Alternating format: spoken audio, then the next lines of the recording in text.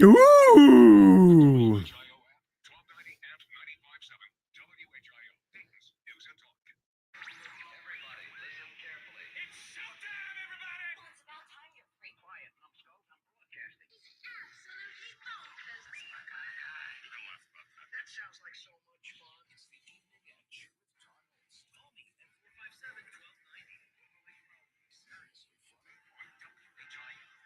I like wine and wine likes me. I feel like this has to be the last glass. Has to be. I'm gonna double pour this into my mouth. Into my mouth. What is my job? Well, I need a time turner thing to go back and not drink all this wine. Holy Muggerlow. Right now, I feel like putting a 9. Listen to how I'm talking. Every word is the 12th letter word. We're gonna go get our Chardonnay on. I don't even know where my phone is. I love wine, girl. She rocks my world. It is National Wine and Cheese Day, so I figured, why not? Yeah, it's National Wine and Cheese Day. I had the wine girl, right? All right, well, here's, I love cheese, I love cheese, I love there you go. cheese. I love cheese, I love cheese, I love cheese, I really love the cheese. There you got your wine, you got your cheese. It is the Evening Edge, Monday through Friday from 5 to 7. Tonight, women lying in the news. Couple of stories over the last week. Just, I find terribly amusing and just wrong, but we're going to get to that. Also today, it's National Merry-Go-Round Day. I don't really know how you would celebrate National Merry-Go-Round here on the show, but we have something very similar.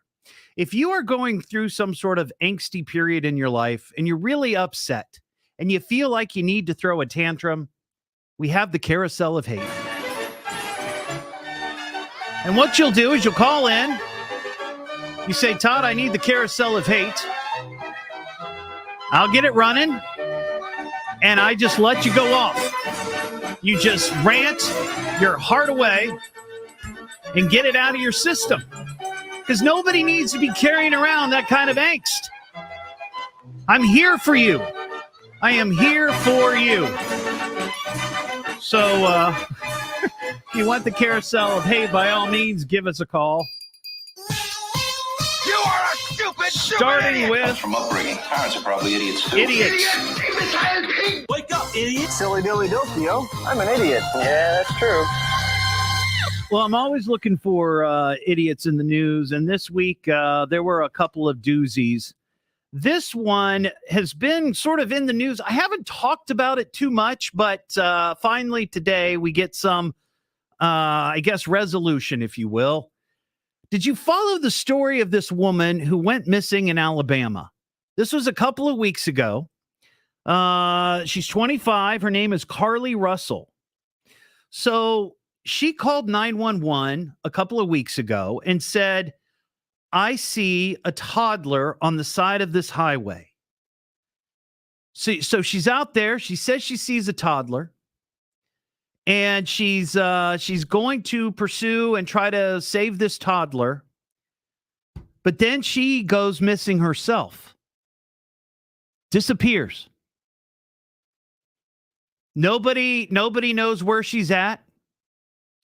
Near the car where she pulled over, they found her wig and a cell phone on the roadway. So this woman is missing after calling 911. Well, miraculously, she comes home a few days later. And people are like, oh my gosh, what happened? And she says, I was kidnapped. I was abducted. So police are investigating.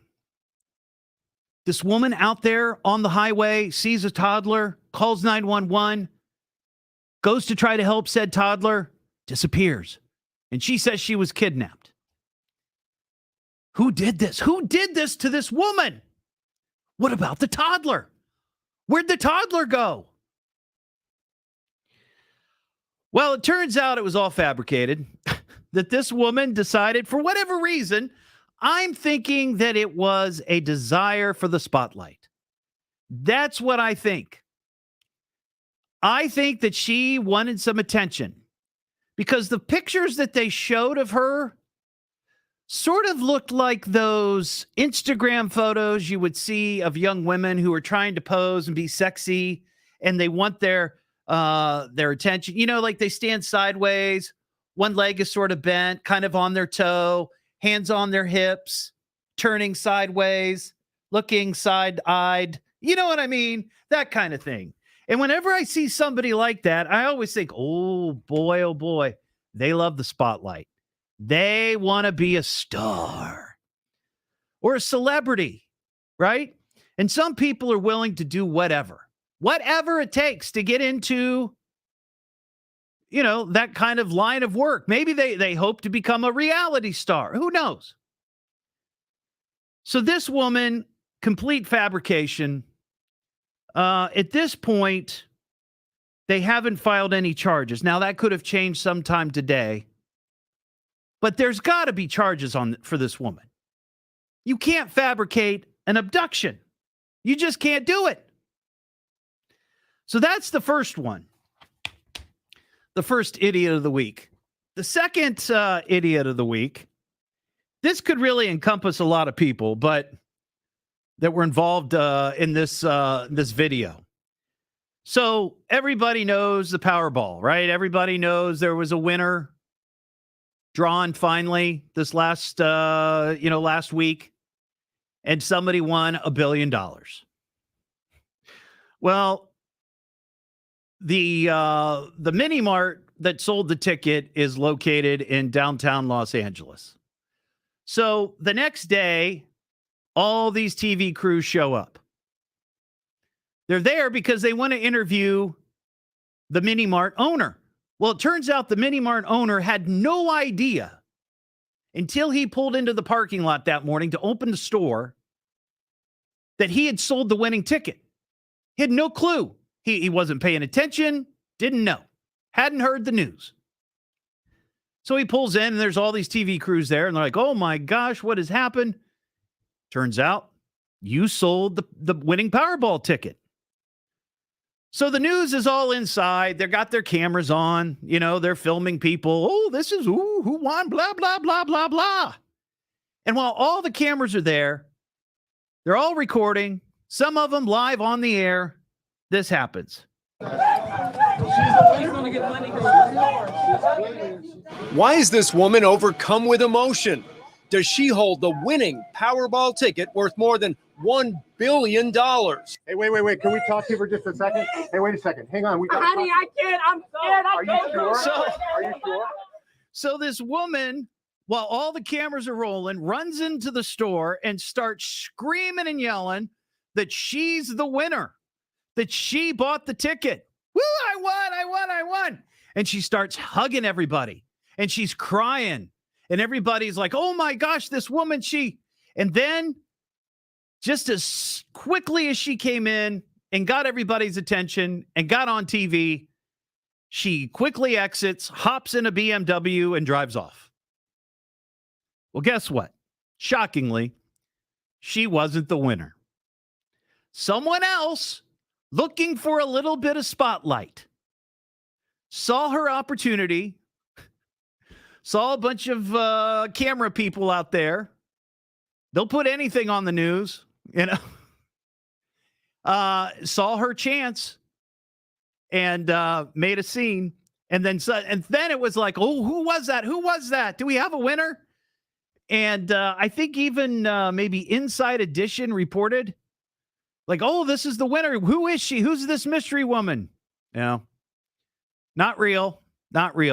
As of today, I haven't heard if they know who the Powerball winner was from last week. But tonight is another big night.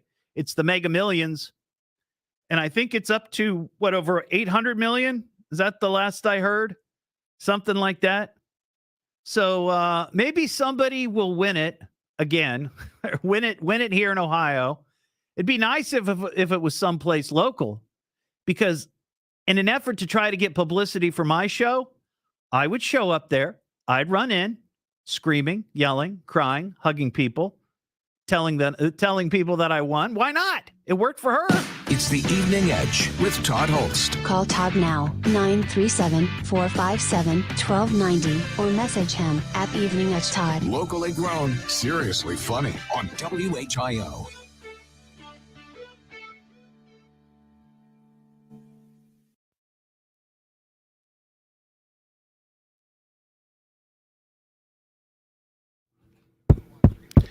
All righty. Hey, Ashley. Hey, David. How you doing? Yes, good evening to all edge heads out there. Hey, Leslie. Hey, Kim. Matthew, Josh, what's going on? Hey, Paul. Hope you guys are having a great Tuesday.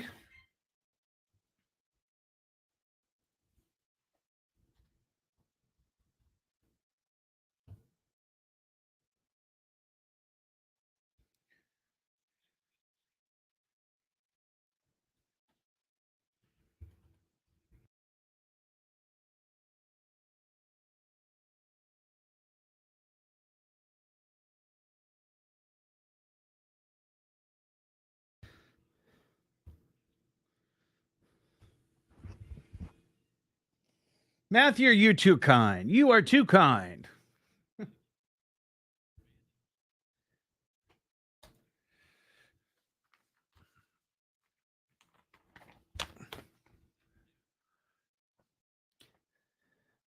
Still haven't gotten a good answer from Trader Joe's on why there were rocks in their cookies.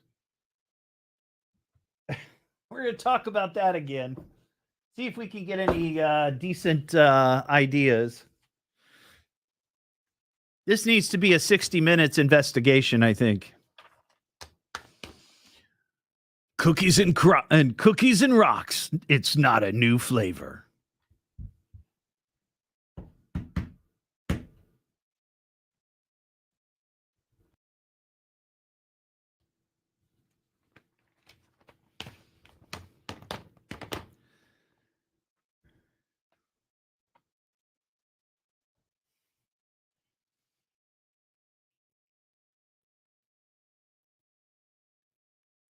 It's going to get hot. It's going to get hot this weekend.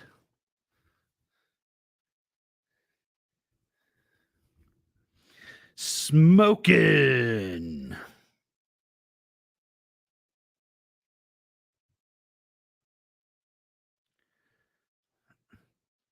Friday? Yeah. Oh my gosh. It's going to be in the 90s the next few days.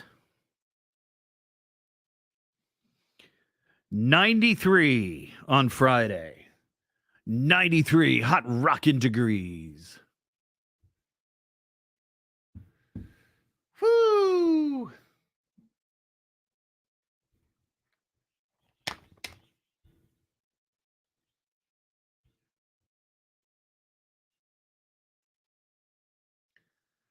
Do do do do do do do do do.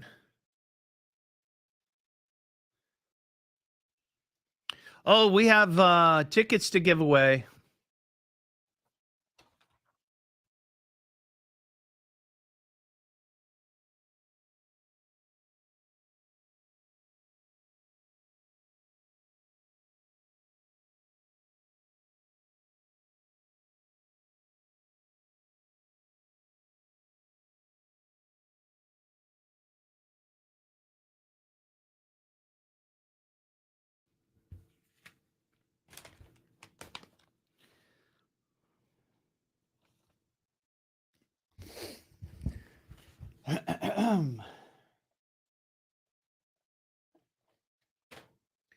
Where is everybody tonight? What's going on?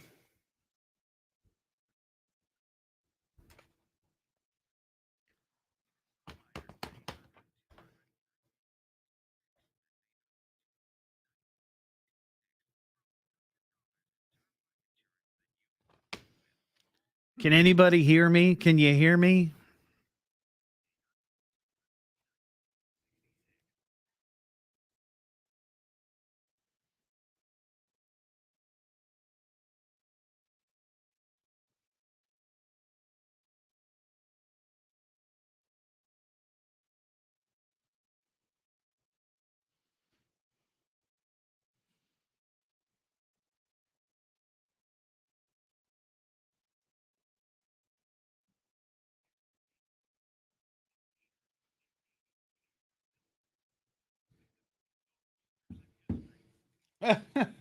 I'm sorry, Ashley.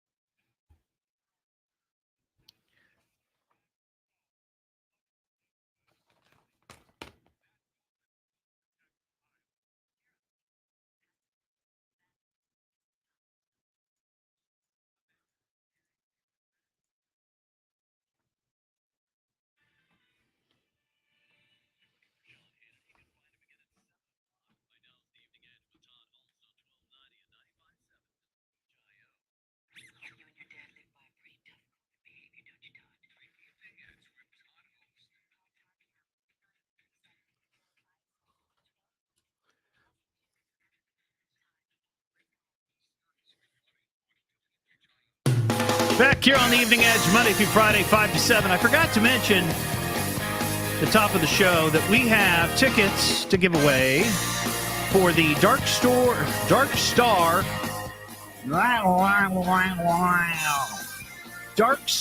Orchestra. They're going to be at the Rose Music Center August 12th.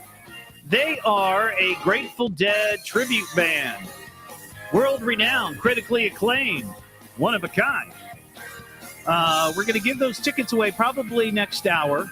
When you hear the actual Grateful Dead and their song Truckin', be the fifth caller, 937-457-1290, and you'll win. You don't have to do anything other than calling in. There's no, no current events quiz or anything like that you got to take. It's just a very simple dial of the phone number because I just thought it would be better to do it simply. Hey, Ron, are you down there? Yeah, I'm down there. That's what I hear, Ron. I got a question. Take you, for example, Ron. Excited to meet you too, Ron. Well, you're not going to play Shades of Grey for the Dead stuff? I mean, no, I'm just going to play that Truckin'. I like Truckin'. Truckin'? Okay. Yeah. That's fine. Truckin'. It's not as legendary as my theme song, but it's not. It's okay. Not at all. Not at all. Yeah. So I had a couple of questions. One, you pay attention when you're on the show with me and you're doing the news, so you know that one of my hard, fast rules that should not ever be violated is using food as a weapon. Right. Now, we've had a lot of different food items that have been used over the years. Most recently, we had a woman in Florida hit somebody with a burrito. We've had people throw chicken wings. We've had pots of spaghetti. We've had waffles. We've have all kinds of items that have been used as weapons. This is a new one. A guy in South Carolina is behind bars after he attacked a woman with cooked rice. Cooked rice? Not like raw rice. Because when you think of rice, raw rice can be hard. Right? I mean, that's wedding day stuff. That's right. You can put an eye out. Toss that and Right. Yeah. But this was cooked rice. So it doesn't really, it's not going to damage you too much, right? But not really. He threw cooked rice at somebody, and now he's going to be doing time. Some Asian countries like to cook it so it's clumpy. Oh, I wonder if it was the clumpy stuff that you could throw like a baseball. Oh, that could be. Yeah. That could be. Yeah. I mean, if you get a big enough rice ball, yeah, it's possible. You could do some damage. That's for sure. Yeah. The other thing that I wanted to bring up, and we talked about this, I think, late in the show yesterday, or maybe it was around this time, I guess, but I didn't get a good answer. This story from Trader Joe's about the cookie recall. Mm-hmm. Two types of cookies: almond windmill cookies and dark chocolate chunk and almond cookies with rocks. Recall. That's right. It's not a new flavor. You've heard of cookies and cream. It's not cookies and rocks. No. No. But I haven't been able to find any information from Trader Joe's as to how this could have happened. And I was not satisfied with the answers we were getting last night. Somebody said, they could have been doing construction at the factory and somehow rocks got in the cookie. But that doesn't tell me anything. It's like, and I thought, my wife said, well, was it cement? Could it have been cement? Like, were they pouring a new floor and somehow cement got into the cookie? No, there were rocks. And I looked again today, and all Trader Joe is saying is that they were notified by a supplier that there were rocks in the cookies. But no how. But no, right. And I think that this is one of those investigations that John Bedell or 60 Minutes or somebody should get to the bottom of. Yeah. Now, I'm all for that as well. I guess it could be sabotage. A disgruntled factory worker decides, you know what, I've had it with this place. I'm going to throw some pebbles into the cookies. I'll show them. Somebody will break a tooth. I'd be leery if they came out with a rocky road.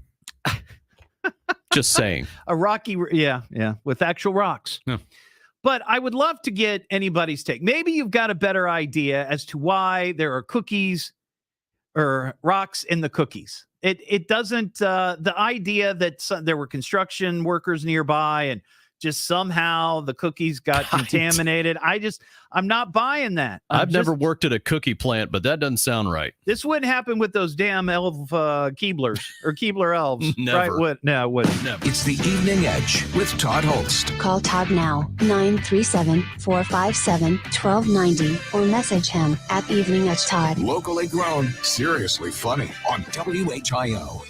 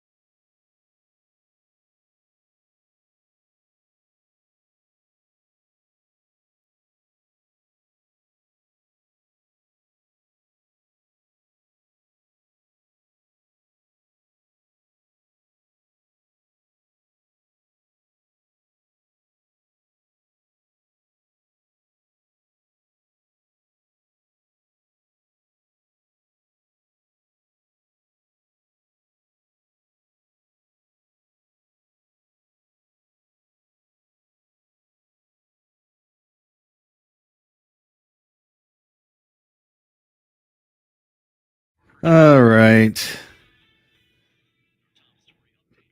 Kim, are you 115? Man, oh man, oh man.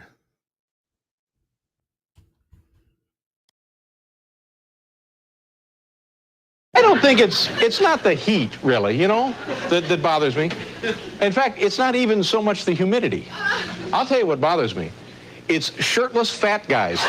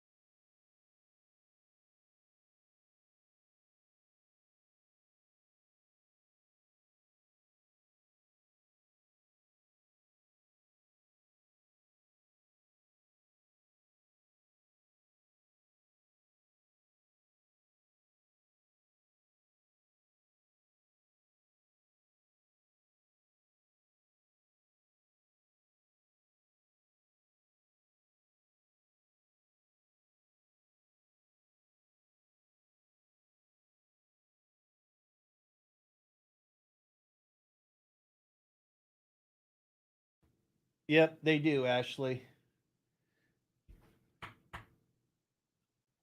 I just feel like it had to be that. I can't figure out how rocks would just naturally find its way into cookie dough.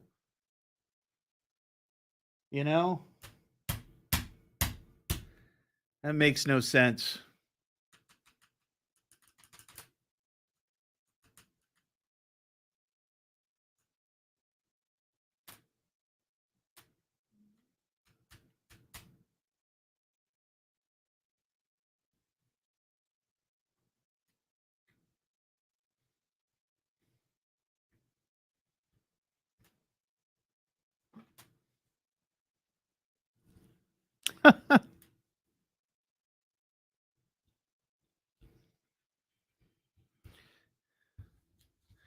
I've talked about that before.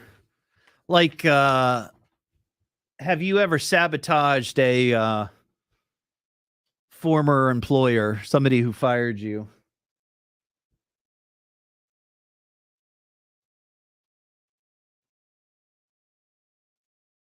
Hi, Colleen. How you doing? Good to see you. Have you recovered from our merriment from Saturday night?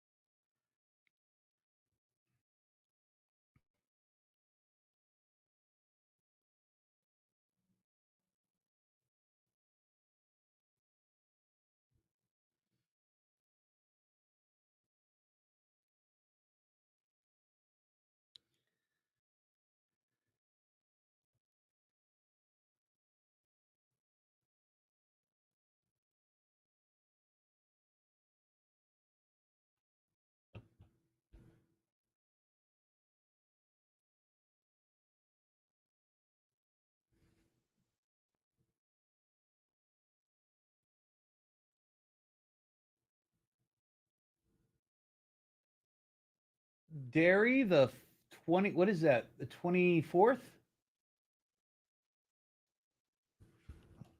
All three of us love you. Well, that's very nice. Thank you.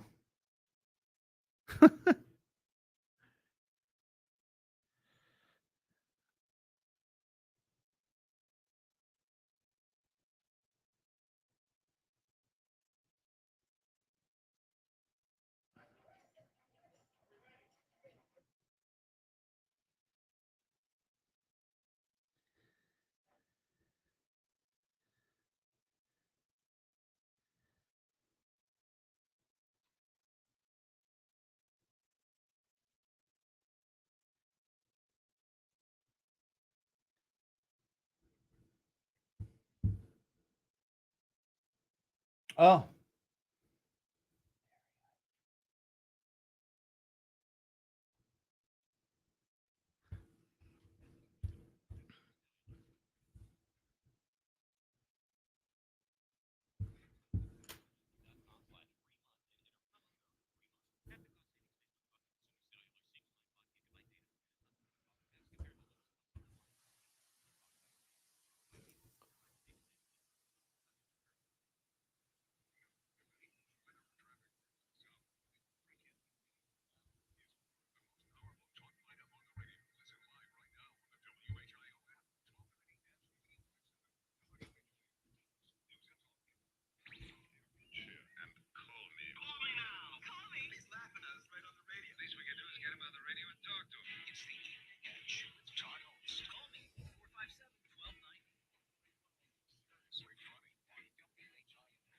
I don't think it's not the heat, really, that bothers me. In fact, it's not even so much the humidity. I'll tell you what bothers me. It's shirtless fat guys. Back here on the Evening Edge, Monday through Friday, 5 to 7. Yeah, it's going to get hot. Hot, hot, hot over the next few days. Heard the weather there. Friday, as we go into the weekend, a hot rockin' 93 degrees. Or as I used to say in the old days when I worked at Z93, 93 Z-grees. But hey, it could be worse. Kim is watching the live stream, and she's in Arizona. And there, right now, It's 115 hot rockin' Z degrees. So it could be worse. That's for sure. 937-457-1290. All right, we got some people that have some cookies and rocks theory. So let's talk to Drew in Sydney. What's up, Drew? Hey, what's going on, man?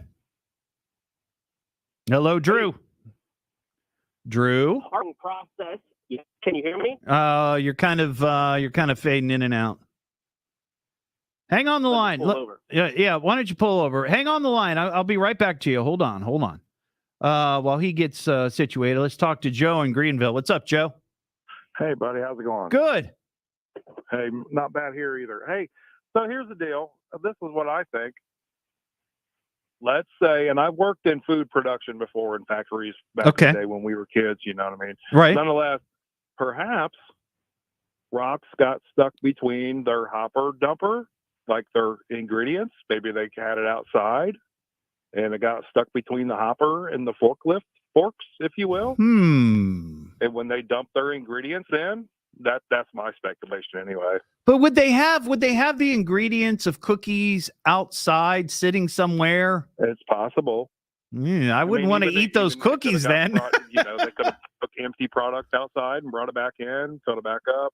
Interesting, I guess. Candidly, I don't know how food is processed. I don't know what the whole routine is. It's complicated. Outside, though, I guess. Nonetheless. They were some of the cookies were almonds, so obviously almonds at some point are going to be outside, right? Yeah. So maybe it just got stuck on the forks. It could be. I'm not sure. All right. Well, that's a good theory, Joe. I appreciate it. Let's try Drew again in Sydney. Hey, Drew, what's up? Can you hear me now? I can hear you just fine. Thank you. All right, fantastic. Yes, so it is in the almond process would be my speculation. If you look up how almonds are processed, they shake the trees and then essentially kind of vacuum the almonds up off of the ground. So there's a process to separate the debris from the almond, but if you have a breakdown somewhere in that process, or maybe you just don't have the right documentation to show that you did that process, you might have to put a recall on food. I also work in the food industry.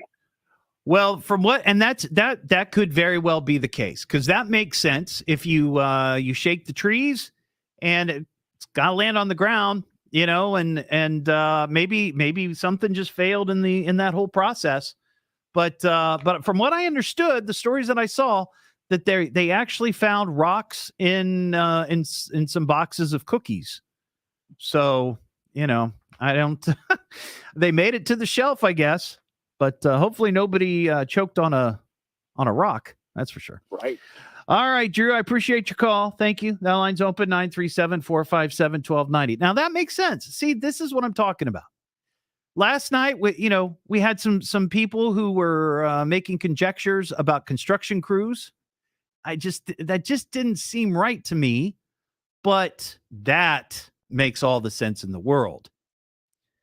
Because both of the cookies, both of the cookies were almond-based cookies, almond windmill cookies, and dark chocolate chunk and almond cookies. So I bet that's exactly what it was. It probably were those pesky almonds. 937-457-1290. So I saw this story today.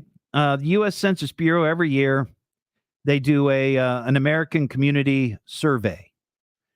And they collect vital information about people that live here in the United States, of course. We know this. And one of those categories is including marriage. And I thought this was interesting. The most recent, survey, 2021, they said that 47.3% of the houses in the United States had married couples.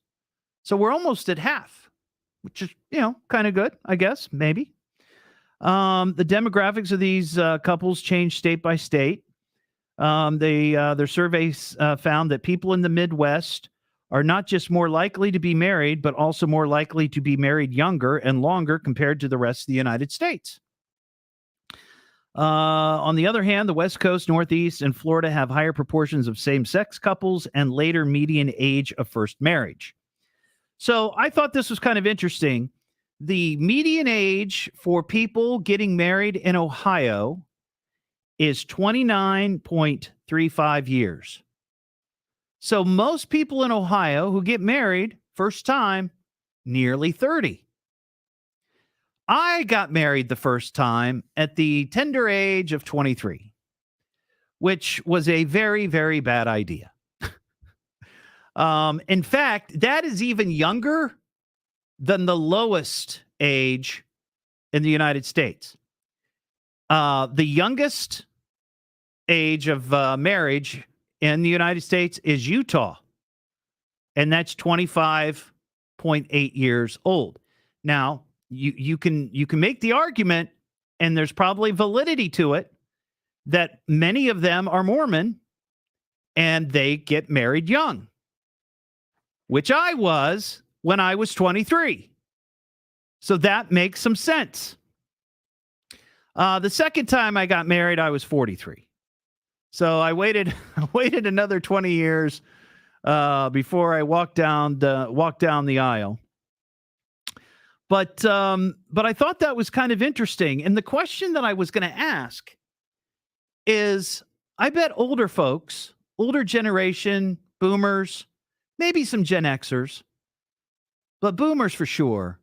There are many boomers out there that got married very, very, very young.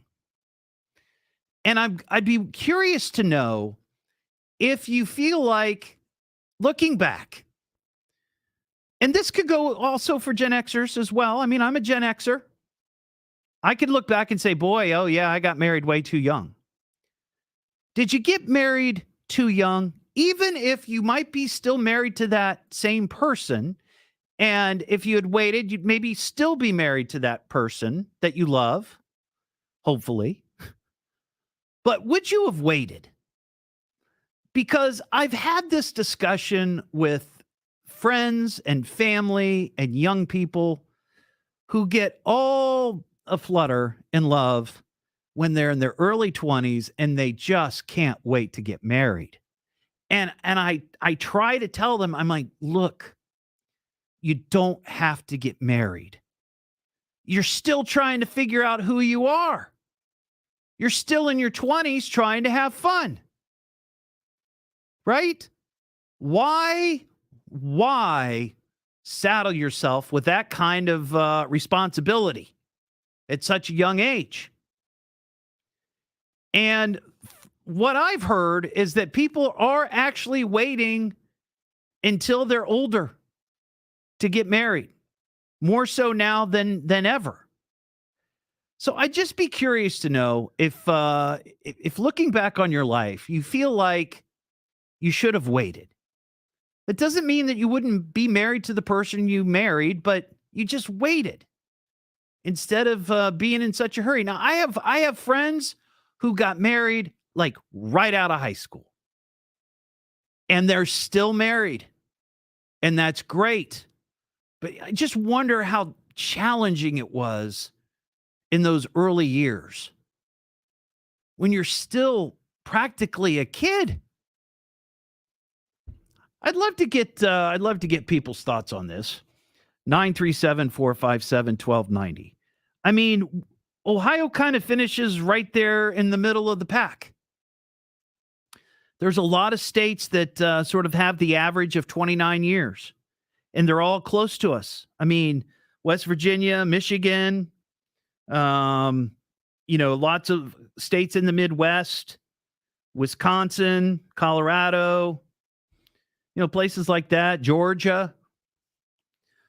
So I just get your take on that. 937-457-1290. It's the Evening Edge with Todd Hollst. Call Todd now, 937-457-1290, or message him at Evening Edge Todd. Locally grown, seriously funny on WHIO.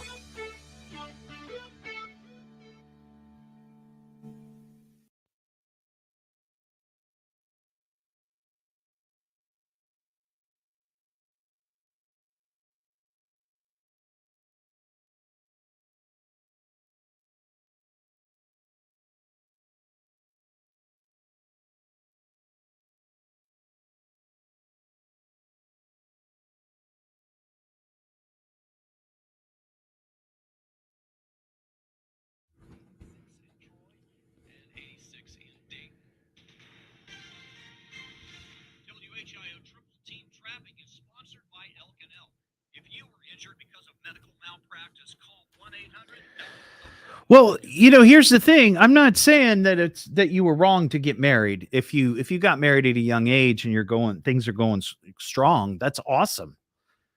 I just know when I got married at a young age that I was still trying to figure out who I was as a person. And lots of times I think if you don't know and you're sort of, you're learning on the job, if you will, but you're also trying to learn somebody else or understand somebody else and learn their growth. Boy, oh boy, that's hard. That's just hard.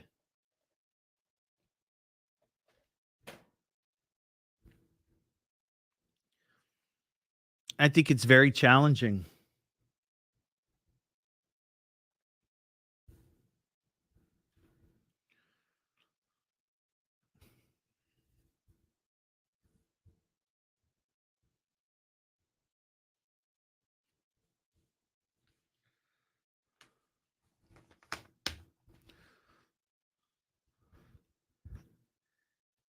See, when I met my wife, Mary, she was 23.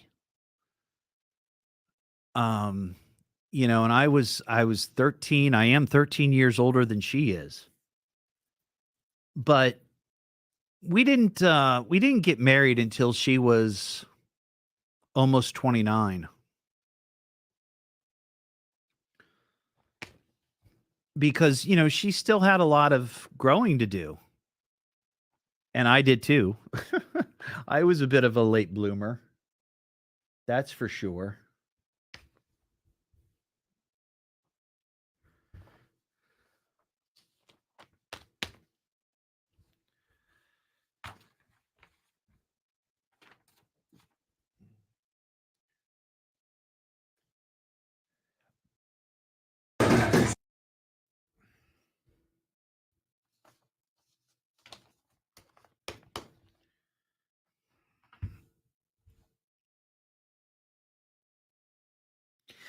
I think the thing with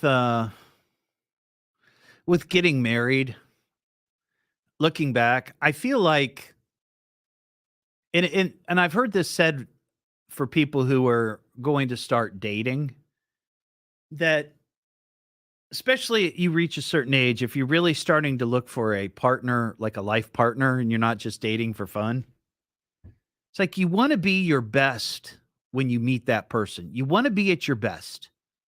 You want to have your crap together. You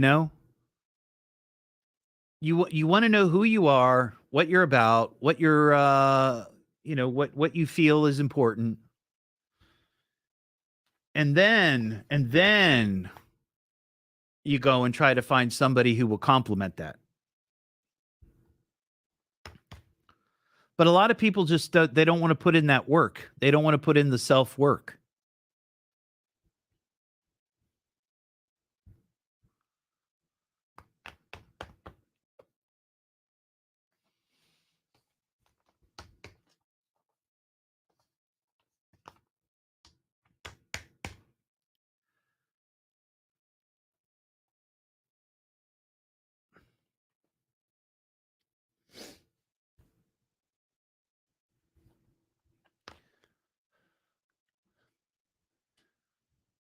I wish I had waited.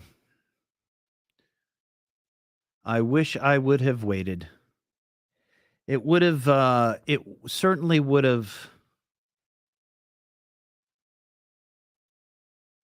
been a much easier early part of my adult life. That's for sure. But, again, if I hadn't gone through that, I wouldn't be where I am today and married to Mary, who I absolutely love. So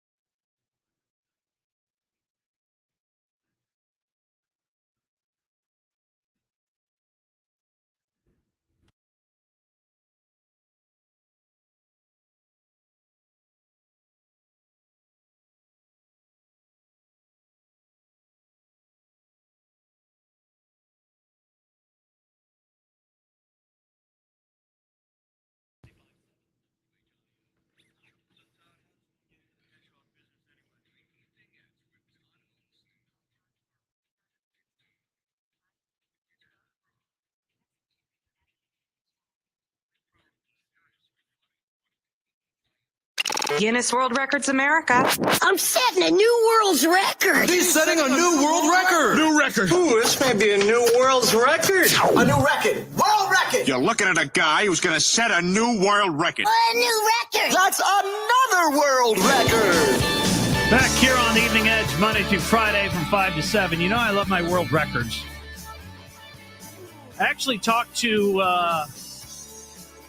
Brady Harding, who is the designer, architect, artiste who created the Cheez-It statue that's being kept over at Carillon that we unveiled a month or so ago.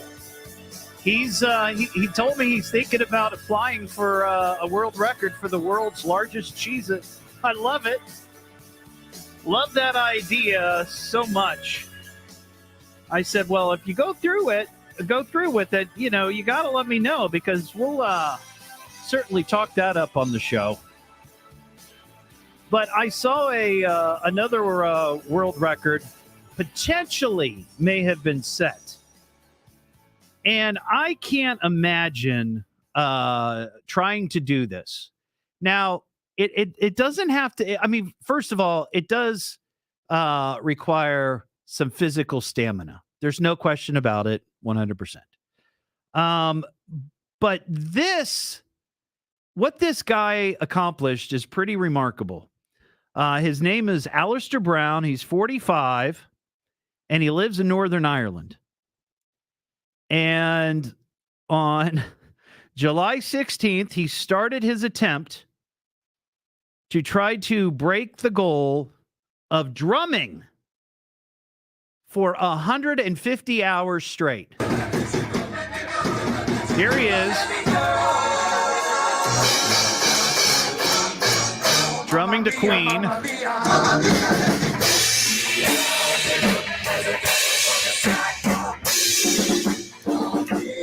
Crazy.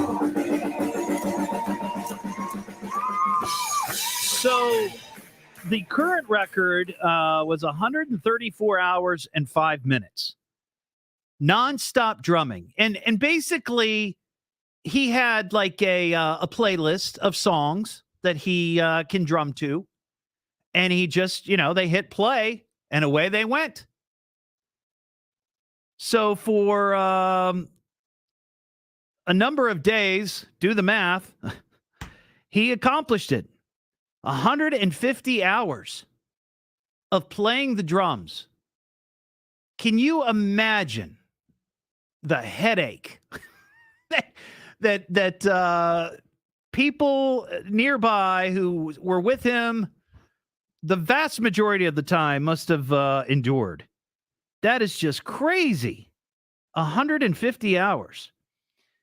So the Guinness World Records folks are now checking, reviewing the tapes and seeing how long he played. Now, it didn't say in the story whether he got bathroom breaks. He would have had to, right? There's no way he could play for 150 hours unless they set up some drums in the bathroom and he's sitting there on that throne banging the drum all day.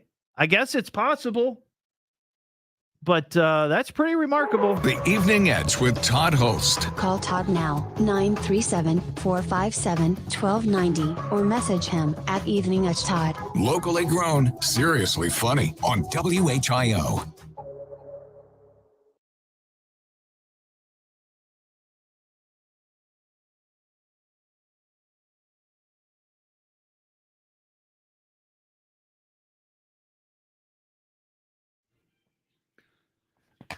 Well, thank you for saying that, Colleen. I appreciate that. Yeah, she's pretty perfect for me. There's no question.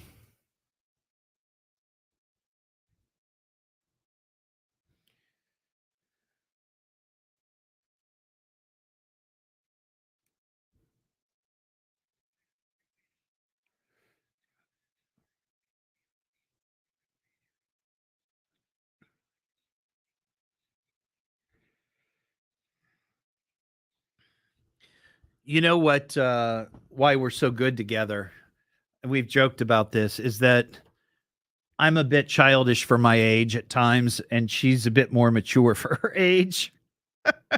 And I mean that in sensibility.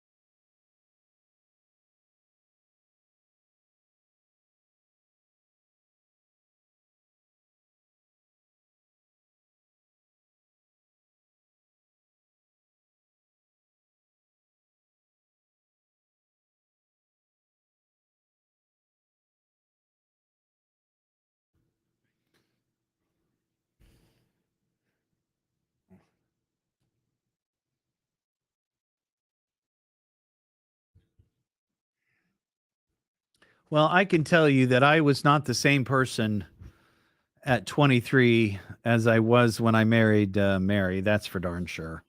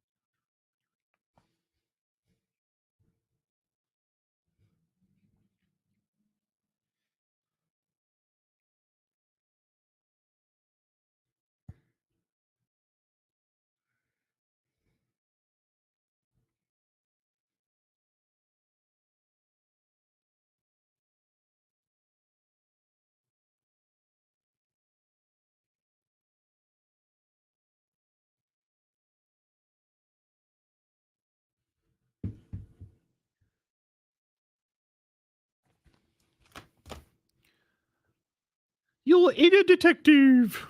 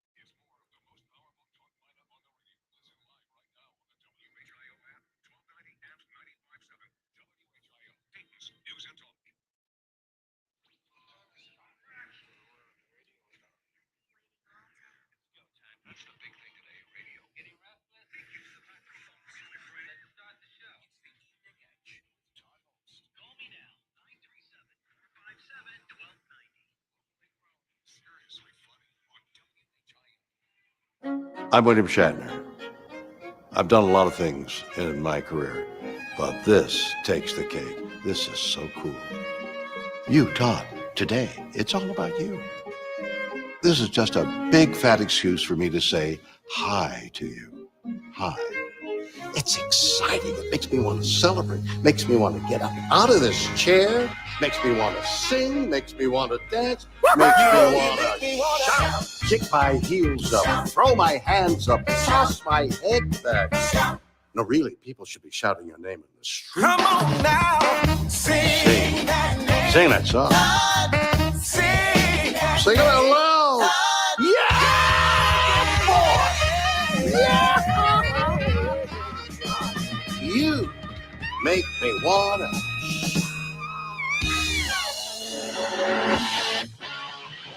It is the Evening Edge, Monday through Friday, 5 to 7. This hour, we have got tickets to give away for the Dark Star Orchestra. That is the Grateful Dead tribute band. They're going to be out at the Rose Music Center on Saturday, August 12th. When you hear Truckin' by the Grateful Dead, be the fifth caller, 937-457-1290. And we will hook you up with those tickets. You know, I got to be honest. I was never a big Grateful Dead fan. I have friends who were big-time Deadheads. Big time. I just never leaned into it. But I've seen videos of this band, Dark Star, and they put on a great show. So if you enjoy the Grateful Dead, you will probably enjoy the show. 937-457-1290. I mentioned this last hour that today is National Merry-Go-Round Day. And to celebrate, we are pulling out, we haven't done this in a while, the Carousel of Hate. So really, this is just a way for you to blow off some of that angst that you might be feeling, whatever it might be. Maybe you want to unleash on your boss at work, but you can't because you got to keep your job, right? Maybe there's a neighbor that's driving you nuts. Maybe you had a situation today at the drive-through, and you're just really, really upset, and you just need to unleash on somebody. You can drop a quarter in the Carousel of Hate, on the Carousel of Hate, and take care of whatever your angst might be. 937-457-1290. Now, I saw this story, and I thought this was kind of cool. Last night on the show, we had Gabrielle Enright from News Center 7. And over the weekend, she and some of her girlfriends went to go see the movie Barbie. And she gave us a review, and she really enjoyed it. And I will watch it, but I'm going to wait until it comes on streaming.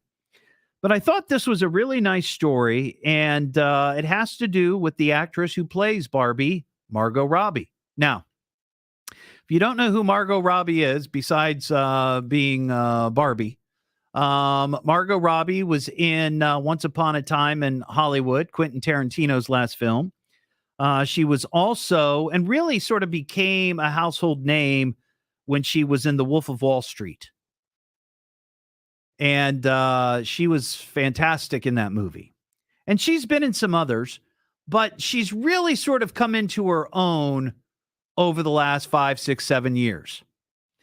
And the story that I saw, and I thought this was really neat, and I thought I would open it up to see if anybody else can say the same thing about their kids, and you could brag on them a little bit.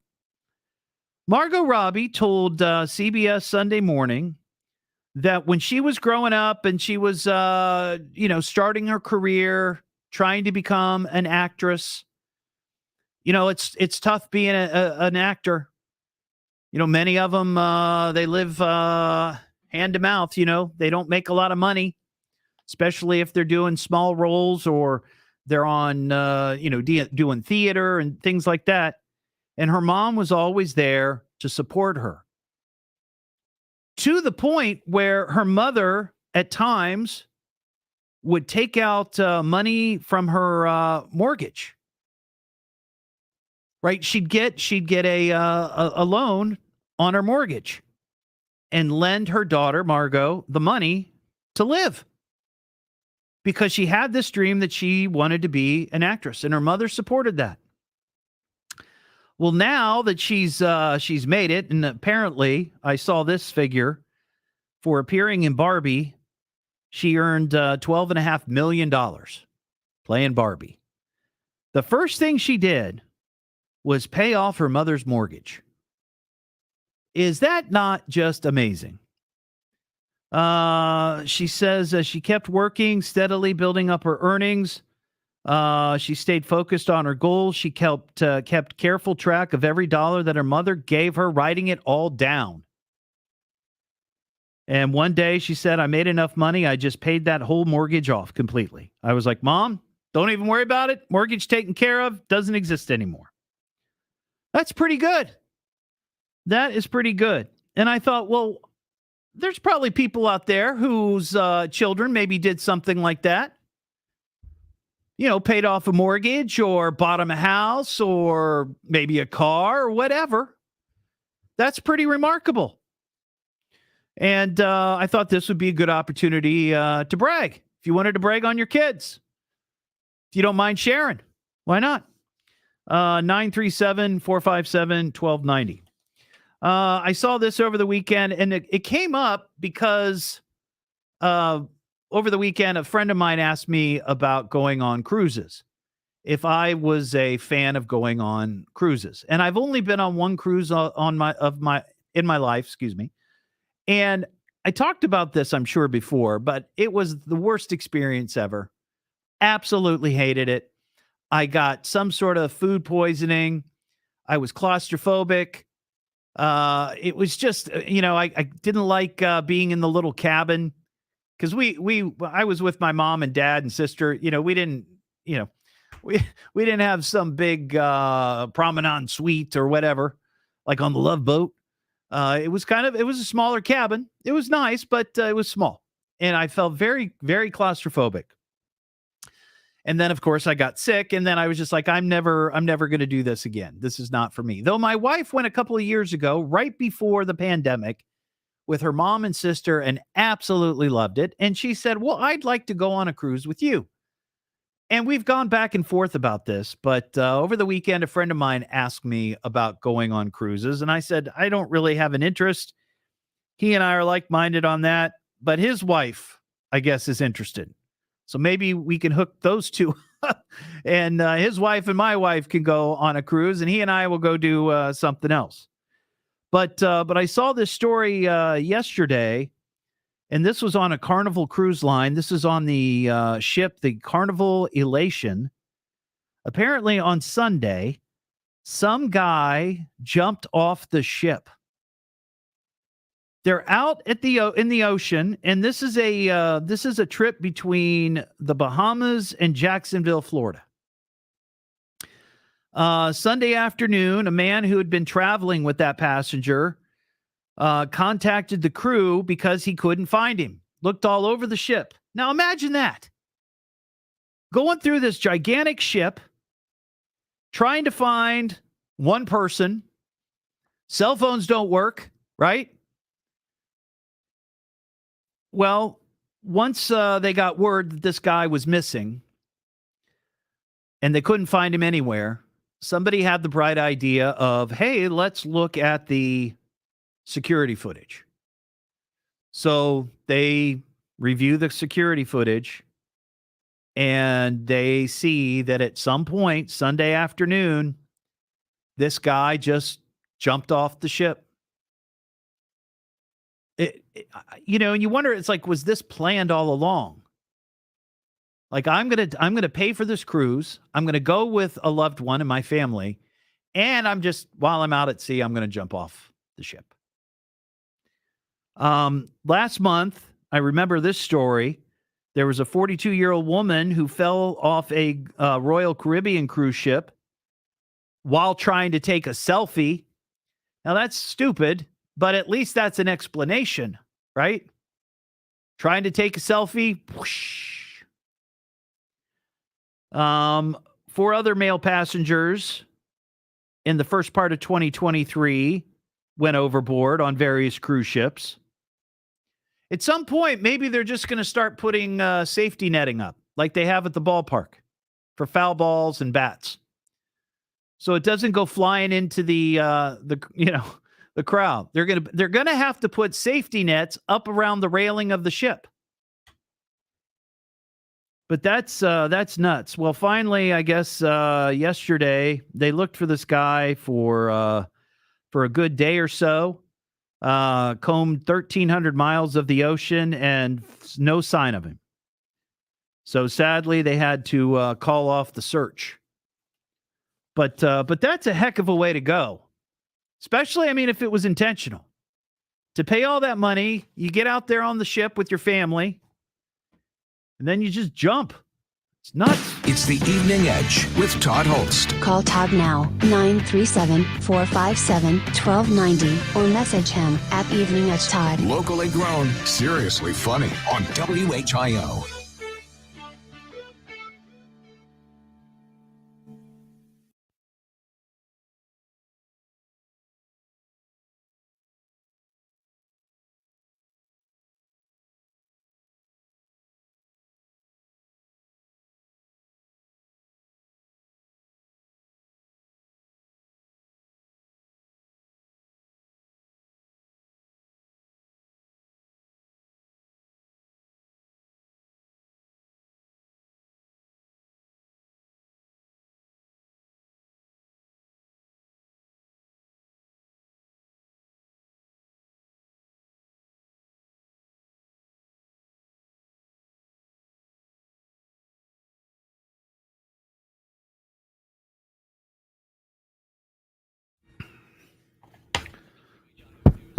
Yeah, that's a interesting question, Leslie.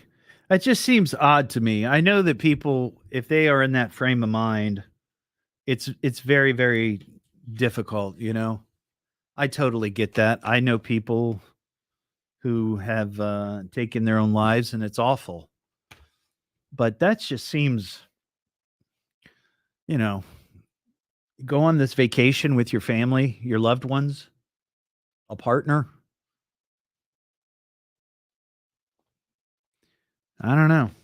It's really weird. Weird, weird, weird.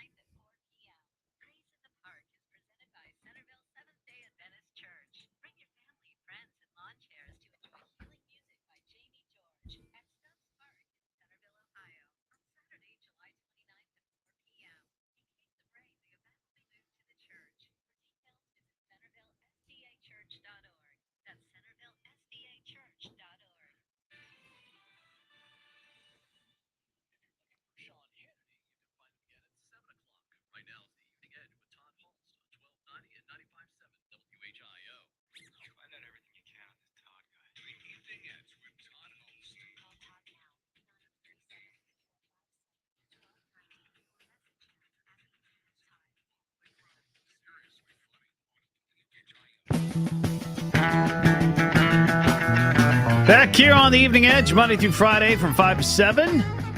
Grateful Dead tribute band Dark Star Orchestra will be at the Rose Music Center at the Heights on Saturday, August 12th.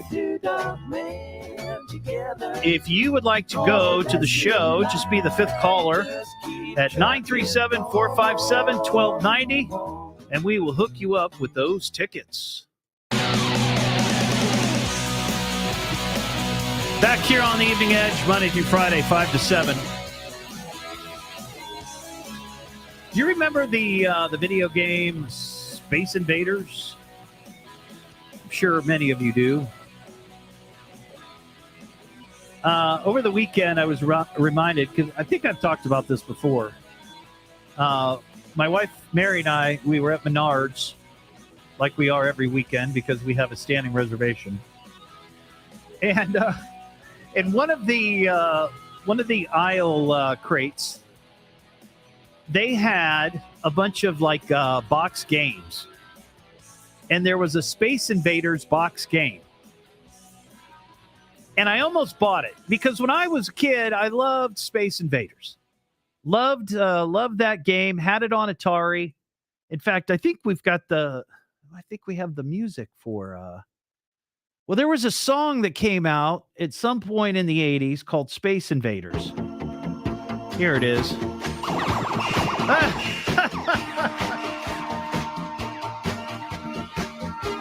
I had this record.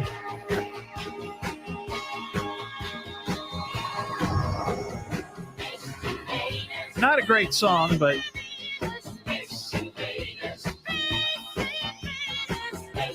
I think it came out around the same time as Pac-Man Fever, if you remember that one.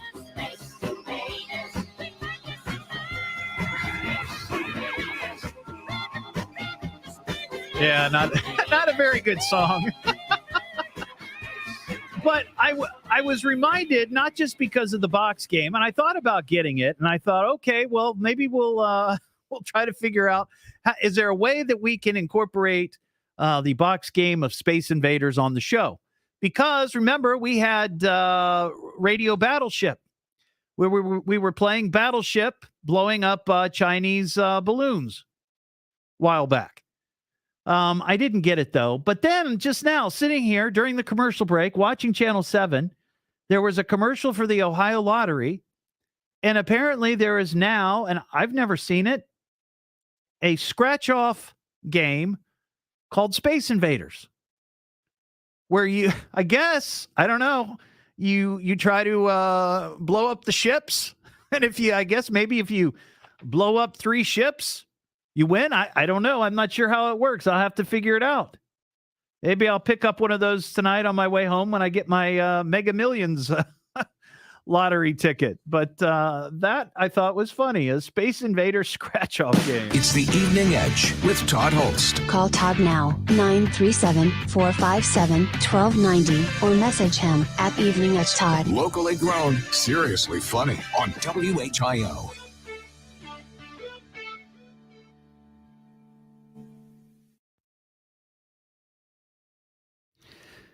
Has anybody played that game? That scratch off? Have you seen that? The Space Invaders scratch off?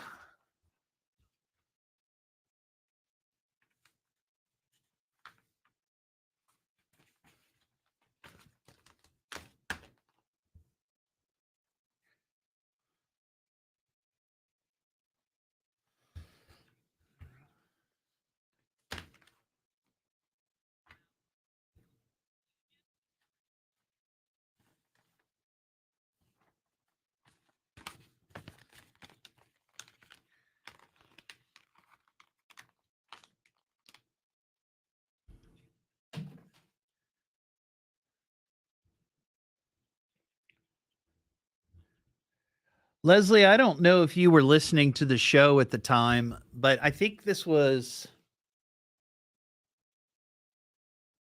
it might have been before I filled in for Mark, okay? My son lives in Springfield, Ohio, in an apartment complex. And one day he was taking the trash out to the dumpster, and he's a gamer. He's 27. He's a gamer, and has these old video game consoles.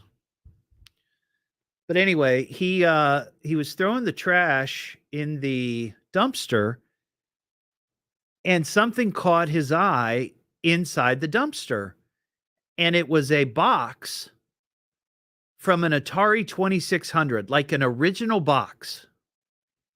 Now, if you know anything about gamers and people who are collectibles or like collectibles, having a box like that is pretty phenomenal because nobody saved those boxes, right? Most people just threw them out. They'd get the Atari 2600 on Christmas morning or whatever, and they'd hook it up and throw the box out. So being the gamer he thought, well, heck, I'm going to grab this box. And I don't think he climbed in. He's pretty tall and he's got long arms. He was able to pull it out. Well, here's the amazing thing. Oh, you do remember the story. Okay. Well, forgive me for repeating, but others probably haven't heard it. It was an actual console with the paddles, the joysticks, and some games. Somebody in the apartment complex, who knows why or how or what they were thinking, just pitched it into the dumpster. Didn't care. Just threw it in the trash. So he managed to grab it, and he's got a Atari 2600 in the box with all the parts, all the cords, and a couple of game cartridges. It was crazy. Just crazy.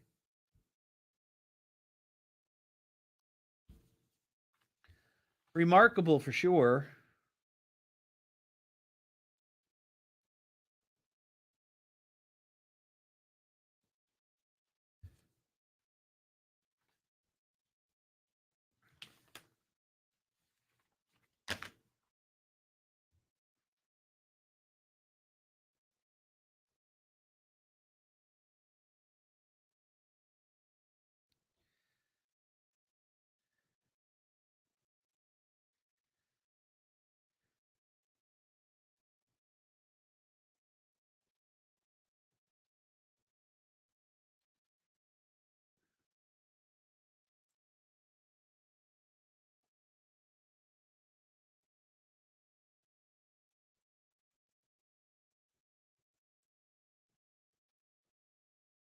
Uh-oh.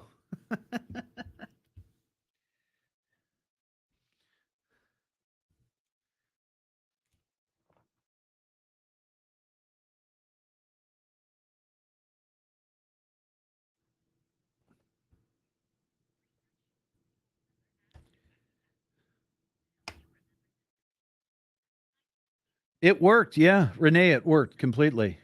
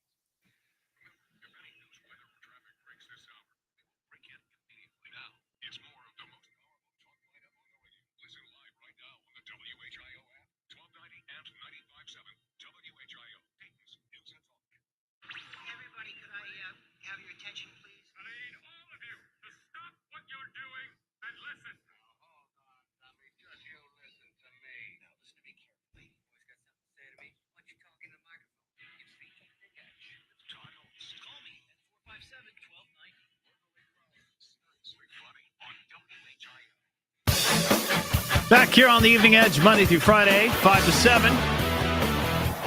We were just talking about Space Invaders and Atari. I was reminded, and I've just had a conversation with folks during the break watching the live stream. Years ago, my son, who lives in Springfield in an apartment complex,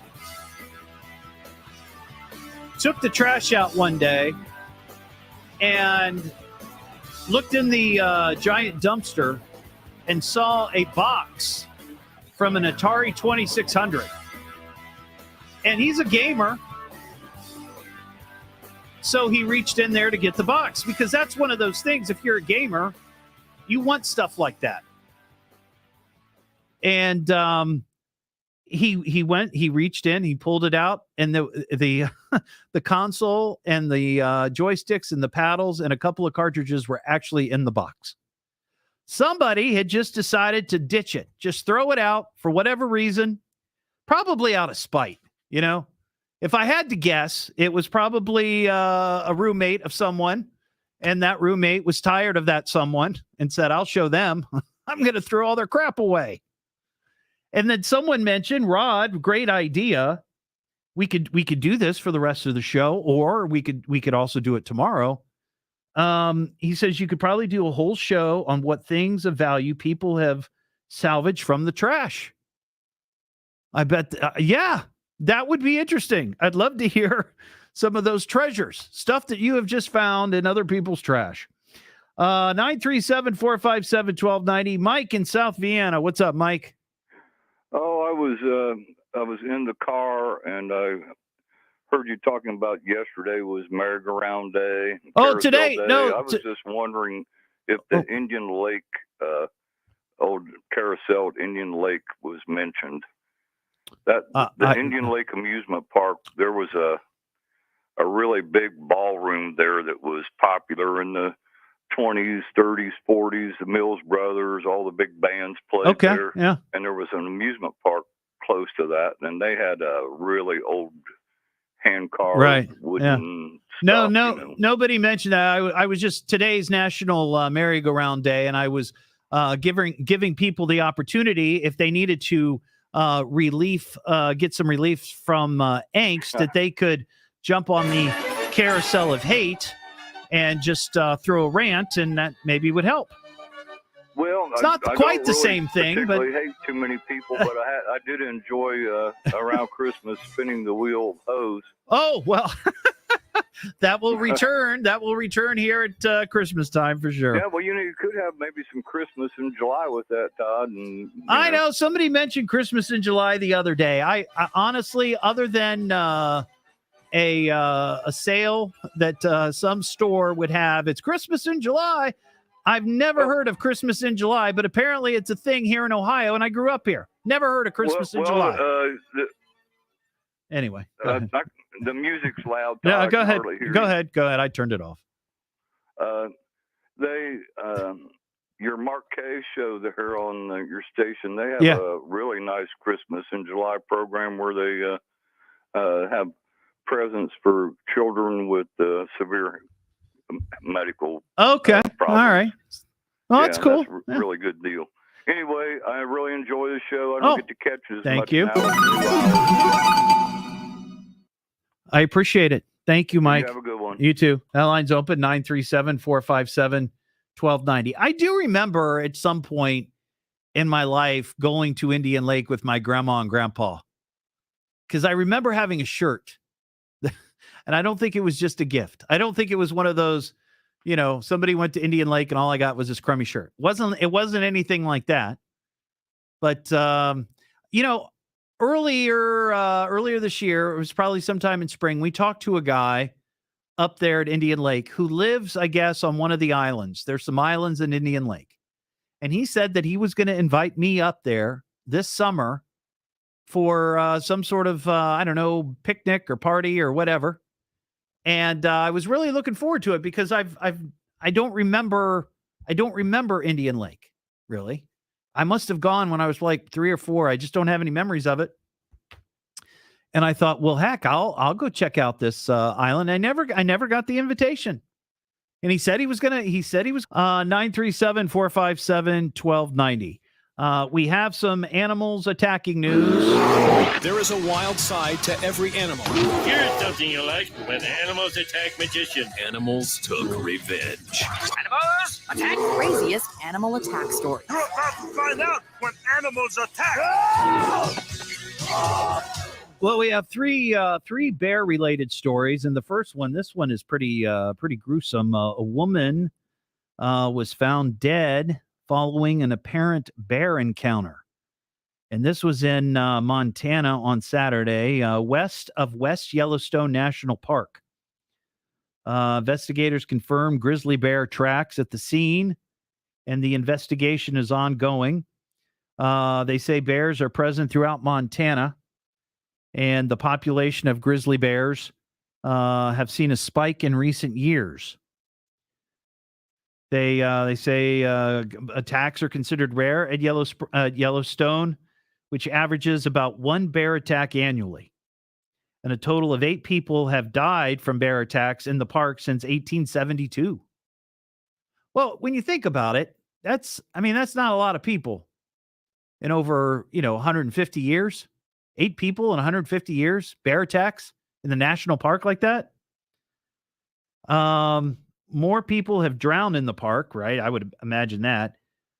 There have been 23 incidents of people falling into the hot springs. Old Faithful, just falling into the hot springs. I think we've talked about 1 or 2 of those on the show, A Dumb Way to Die. And they say also, to put this in perspective, the probability of being killed by a bear in the park is only slightly higher than the probability of being killed by a falling tree. You would think that would be a big deal. People out there hiking. 6 people in the park's history have died in avalanches, and 5 have been struck by lightning. So there you go. The other bear story. This was at a zoo in Mississippi. There was a bear by the name of Miko. It's an Asiatic black bear, and it escaped from its enclosure at the zoo. And fortunately, it didn't go out into the zoo, right? It wasn't like a TV movie where the bear was chasing people through the park. It only got loose in the back area, but it was because workers cleaning the animal's enclosure did not shut the door all the way. Apparently, the crew was leaving. They shut the door, didn't secure it properly. Once the keepers left, the bear pushed his way through, and after eating, walked up and down the back hall of the service area within the enclosure. There were no animals unaccounted for, and the bear was never a danger to zoo visitors, as I said. And then this third one, a little off the path here, but a Wisconsin woman has set a new Guinness World Record for the largest collection of Winnie the Pooh memorabilia. Now, this is nuts. In 2008, she set a record, and she had 2,891 pieces of Winnie the Pooh memorabilia. All these years later, she has increased her collection to 23,632 unique Winnie the Pooh items. 23,632. The Pooh paraphernalia includes stuffed animals, toys, clothing, costumes, jewelry, watches, paintings, and more.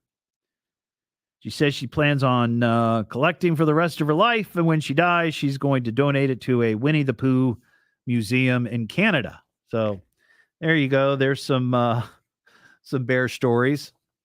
937-457-1290. We had somebody on hold. They dropped off from Cincinnati. They wanted to talk about the 30 donut challenge.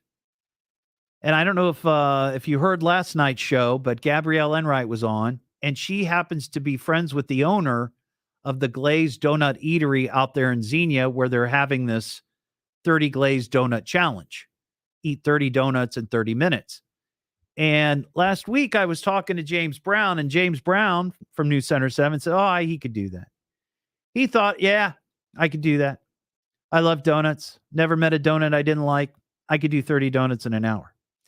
Well, last night we learned from the owner, Clay, there at the donut place, that I guess over the weekend or sometime late last week, a professional competitive eater went to the Glazed Donut Eatery and barely completed the task.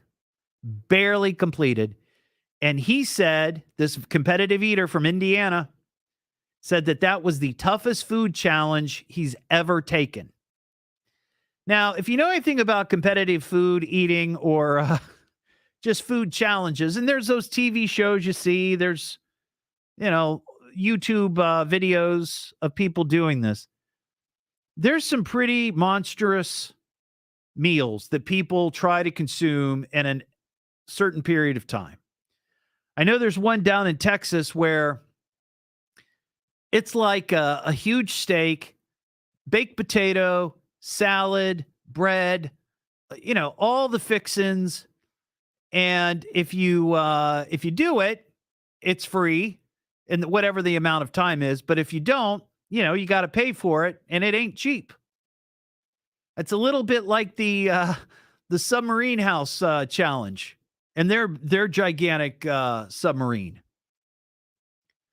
It's like I don't know how much it is now. It's been a while since I've looked at their menu, but at one time it was like $25. And you could sit there and eat it, and you've got so much time to do it. If you do it, it's free. If not, you got to fork out the money. 937-457-1290. Kevin in Piqua. What's up, Kevin? Yeah, I want to talk about the almonds and the cookies. Oh, the rocks in the Trader Joe's cookie cartons. Yeah, right. Yeah. One of your callers called up earlier, and they talked about how they shake the trees and the almonds fall down on the ground, and then they suck them up, and maybe that's how they got in. Yeah. Well, I actually sort of checked this out a little bit. Oh, and, okay. Yeah. Almonds have a hull around them, like black walnuts or buckeyes. Okay. Okay? Yeah. So they fall down on the ground, and then they suck them up like that. The Right. hulls have to get taken off, and then the shells have to get taken off. There's a shell inside because it's a nut. Right. So unless they were getting unshelled, unhulled walnuts or almonds. Right. I can't imagine. I imagine that a place that makes cookies, the almonds are ready to get chopped up or whatever. Maybe they even are already chopped before they put them in. Yeah, I would think that process would probably take place somewhere else, and then they would bring in the giant vat of almonds to the cookie factory, right? Right. Yeah, so, I don't know that the cookie factory would be the ones, shelling the almonds. So that would tell me that the chances of those rocks from being picked up on the ground when they were actually harvested, they got to be gone. Yeah. I still think there's an excellent chance that this is sabotage. That some just. I still like the construction thing too. I don't know. I mean, I can understand. And my wife asked the question. She goes, "Well, was it cement? Like, did somehow cement get?" No, it's not cement. It's rocks. They said they were rocks, so I'm taking them for their word. It's rocks. So it's cement has rocks in it. Well, I understand that, but still, what does that mean? That somebody like the bag of chocolate chips is red, the bag of cement is red, and when somebody ripped it open and poured it in, they just didn't notice that it was rocks and not chocolate chips. I mean, I don't think that's how they do it. Remodeling or something like that. They have a vat or a hopper sitting over there, and they're doing some work, and the rocks from the cement fall into the hopper, and somebody doesn't clean the hopper out, and they just dump the almonds. I guess. Whatever. I don't know. I mean, that seems. It's certainly possible, but it seems more far-fetched to me than the idea of sabotage. You're like, I'm just going to throw a pocket full of pebbles into the vat because I'm just pissed off. Whatever. That's and like I said, but I started looking at the way they do the almonds and everything, and I was like, the rocks from the ground when they originally harvested them, I don't know how they could get in there. Yeah, I don't know. But maybe somebody will do an investigation. We need to get 60 Minutes involved.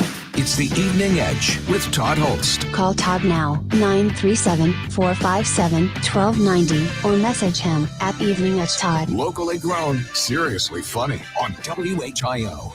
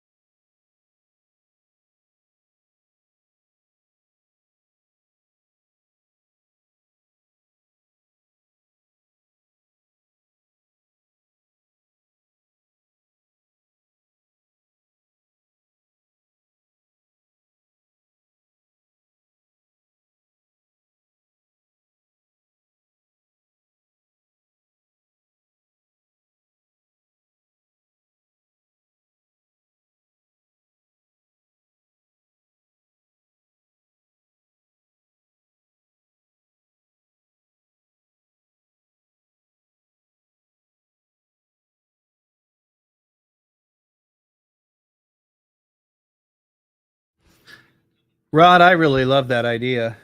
Huh.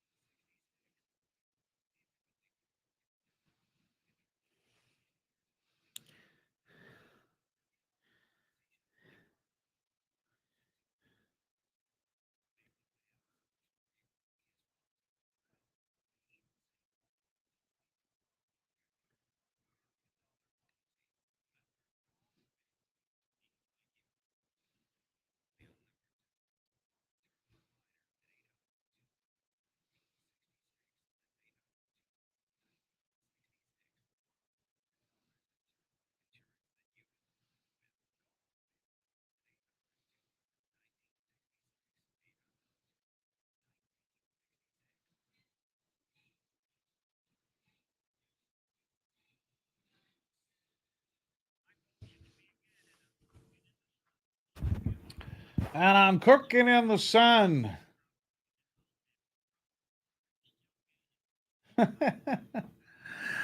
You're right, Ulrich.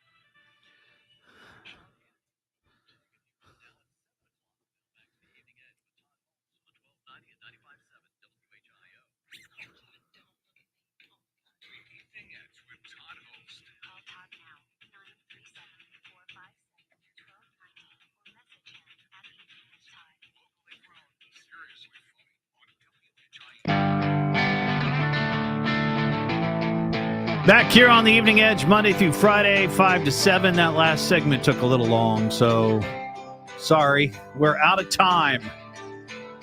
But I will be back tomorrow just after 5 o'clock.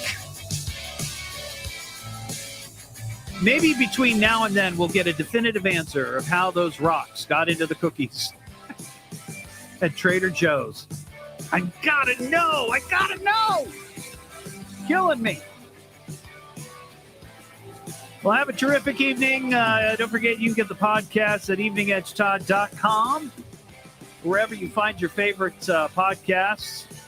And you can follow me on social media at Evening Edge Todd. Have a terrific Tuesday night, and we'll talk to you just after 5 here on the Evening Edge.